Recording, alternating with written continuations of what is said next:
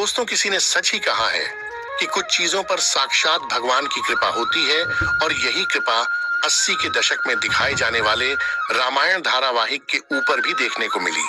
तभी तो बालक रूपी भगवान राम और कौवे वाले सीन को लेकर कलाकारों का कई घंटों तक भूखे प्यासे काम करना, ये सब कुछ ऐसे हुआ मानो ईश्वर खुद इस धारावाहिक को बना रहे हों। लेकिन ये सब हुआ कैसे और किस तरह इस धारावाहिक को शूट करने के दौरान कलाकारों ने वो चमत्कार अनुभव किए जिसकी कल्पना कर पाना भी असंभव लगता है। 78 एपिसोड के रामायण धारावाहिक में ऐसी बहुत सी घटनाएं घटी हैं जिनके बारे में जानकर आपके भी होश उड़ जाएंगे। 1987 में दूरदर्शन पर देश के सबसे पहले धार्मिक सीरियल रामायण का प्रसारण हुआ था। रामानंद सागर ने सीरियल को बनाने में पानी की तरह पैसे बहा दिए। बहुत ही कम लोग ये बात जानते हैं कि सुपर डुपर हिट होने वाले रामायण धारावाहिक को सूचना और प्रसारण मंत्रालय से कई बार रिजेक्शन का सामना भी करना पड़ा, जिसके चक्कर में रामानंद सागर ने कितनी ही बार सरकारी दफ्तरों के चक्कर भी लगाए, तब जाकर रामायण को प्रसारित करने की इजाजत मिली थी। सबसे पहले रामानंद सागर ने रामायण का एक सैंपल एपिसोड सूचना और प्रसारण मंत्रालय के अधिकारियों को दिखाया, जिसके बाद उन्होंने पहली दफा रिजेक्ट कर दिया था। सरकारी अधिकारियों के अनुसार इस धारावाहिक में माता सीता को कट स्लीव पहने हुए दिखाया गया था। साथ ही उन्होंने कुछ और बदलाव का भी जिक्र किया, जिसके बाद रामानंद सागर ने दोबारा से शूटिंग करके पहला एपिसोड तैयार करवाया और फिर उसको दिखाया गया। लेकिन उस एपिसोड को भी प्रसारण मंत्रालय द्वारा रिजेक्ट कर दिया गया और फिर एक बार और रामानंद सागर ने सैंपल एपिसोड तैयार किया, लेकिन उसे भी रिजेक्ट कर दिया गया। देश में पहली बार धार्मिक सीरियल तैयार किया जा रहा था जिसका प्रसारण टीवी पर होना था, इसलिए इस बात का सुनिश्चित होना बहुत जरूरी था कि किसी भी प्रकार की कोई कमी न रह जाए जिससे लोगों की धार्मिक भावनाओं को ठेस न पहुंचे।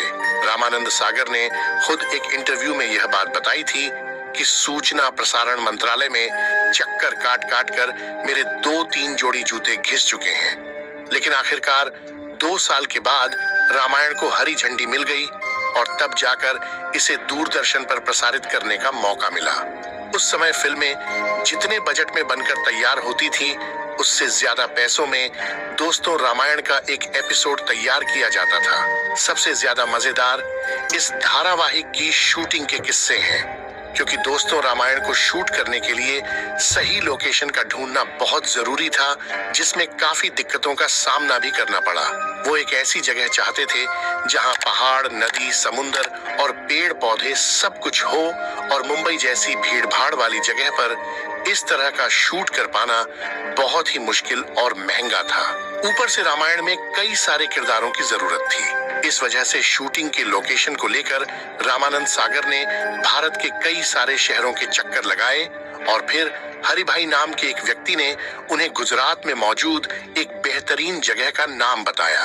और दोस्तों, ये जगह थी उमरगाम, जहां रामानंद सागर गए और उन्हें ये जगह भा गई, जिसके बाद सारी शूटिंग यहीं पर शुरू की गई। धारावाहिक के निर्माता निर्देशक रामानंद सागर के बेटे प्रेम सागर ने अपने एक इंटरव्यू में ये बात बताई कि सीरियल के निर्माण के पीछे दिव्य शक्तियों और साधुओं का मार्गदर्शन भी था, जिसके साक्षी वो स्वयं थे। वहीं बाल स्वरूप, भगवान राम और काकभूषणी वाले सीन से जुड़ा एक किस्सा उन्होंने साझा किया। वो बताते हैं कि काकभूषणी बालक राम की परीक्षा लेने के लिए आते हैं, जिसके बारे में आपको भी पता होगा। लेकिन दोस्तों, कौवे वाले सीन को फिल्माना बहुत कठिन था। एक तरफ एक छोटा बालक, दूसरी तरफ एक कौवा, आखिर कैसे शूटिंग हो? सबसे पहले तो बड़ी मुश्किल से कौवा पकड़ा गया और उसे सेट पर लाया गया। लाइट और कैमरा ऑन हुआ और तब रामानंद सागर कौवे के पास गए और हाथ जोड़कर उसे प्रणाम किया और बोले कि हे काकभूषणी जी, मैं संकट में हूँ, कृपया मेरी सहायता करिए। इसके बाद जो हुआ उसे देखकर दोस्तों हर कोई हैरान था। एक मजा हुआ कलाकार जिस तरह काम करता है, ठीक उसी तरह कौवा भी काम कर रहा था। प्रेम सागर बताते हैं कि जब पापा जी कहते थे कि बच्चे को देखो तो कौवा उसकी तरफ देखने लगता था, तब रामानंद सागर कहते थे तो वह रोटी लेने लगता था। वह बच्चे के साथ ऐसे खेल रहा था मानो कोई पालतू कौवा हो। ये सब देखकर कोई भी यही कहेगा मानो काकभूषणी जी स्वयं ही शूटिंग कर रहे हो। लेकिन जैसे ही कैमरा और लाइट ऑफ हुई, वह उड़कर न जाने कहां गायब हो गया। रामायण में माता सीता का किरदार निभाने वाली दीपिका चिखलिया के अनुसार रामानंद सागर हर एक सीन को बिल्कुल परफेक्ट तरीके से करना चाहते थे। उन्हें किसी भी प्रकार की कमी नहीं चाहिए थी। वो रात में 2-3 बजे तक शूटिंग करते थे, इसलिए दीपिका पूरे महीने सेट पर ही बिताती। उनका मुंबई आना जाना भी नहीं हो पाता था। और आपको बता दें, जब रामायण की शूटिंग हुई तो उस टाइम दीपिका की उम्र सिर्फ 15 साल थी। और जब उन्हें यह रोल ऑफर हुआ तो उन्हें इस बात का बिल्कुल भी अंदाजा नहीं था कि ये सीरियल इतिहास रचने वाला है। दीपिका ने अपने एक इंटरव्यू में यह बात बताई कि सीता का किरदार करने के बाद उन्होंने कभी भी छोटी ड्रेस पहनी ही नहीं। दोस्तों, रामायण में काम करने वाले हर एक किरदार को लोग बिल्कुल असली समझते थे। भगवान राम का किरदार निभाने वाले अरुण गोविल को देखकर लोगों को ऐसा लगता कि जैसे भगवान राम आ गए हों। वह जहां कहीं भी जाते, लोग इनके पैरों पर गिर जाते। यहाँ तक कि आज भी अरुण गोविल को लोग भगवान राम कहकर बुलाते हैं। पर बहुत ही कम लोग ये बात जानते हैं कि भगवान राम के किरदार के लिए अरुण गोविल को पहले रिजेक्ट कर दिया गया था। जी हाँ, लेकिन बाद में इनकी मासूम और प्यारी मुस्कान को देखकर रामानंद सागर ने इन्हें अपना राम चुन लिया। वैसे अरुण गोविल से जुड़ा एक बहुत ही इंटरेस्टिंग किस्सा है। वो ये है कि जब भरत के द्वारा भगवान राम को ये सूचना मिलती है कि राजा दशरथ नहीं रहे, तो उस समय कैसा एक्सप्रेशन देना चाहिए, ये तय कर पाना अरुण साहब के लिए बहुत मुश्किल था, क्योंकि वो एक भगवान का किरदार अदा कर रहे थे और भगवान रो नहीं सकते और चेहरे पर उदासी का भाव लाने नहीं देना था, क्योंकि भगवान राम को पहचाना ही उनकी सादगी और हर परिस्थिति में स्थिर रहने के कारण जाता था। इसलिए ये सीन अरुण जी के लिए बहुत ही चैलेंजिंग था, लेकिन बाद में उन्हें इस सीन के लिए खूब तारीफें भी मिली। यहाँ तक कि भगवान राम की आंखों में आंसू देखकर जनता के भी आंसू छलक पड़े। लोग ये महसूस कर पा रहे थे कि पिता के जाने का गम भगवान राम को कितना हुआ है।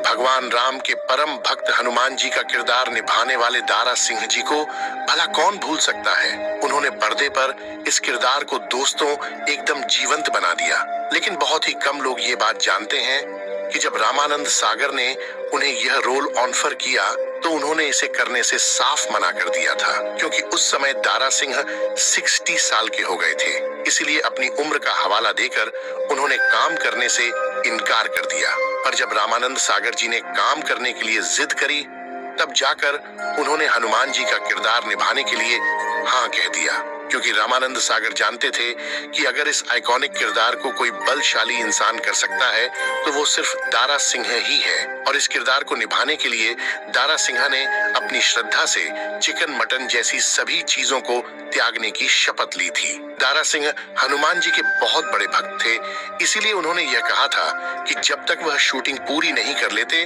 तब तक वह चिकन मटन को हाथ भी नहीं लगाएंगे। और दोस्तों, नटखट लेकिन तेज लक्ष्मण का किरदार निभाने वाले सुनील लहरी को भी लोगों ने खूब पसंद किया।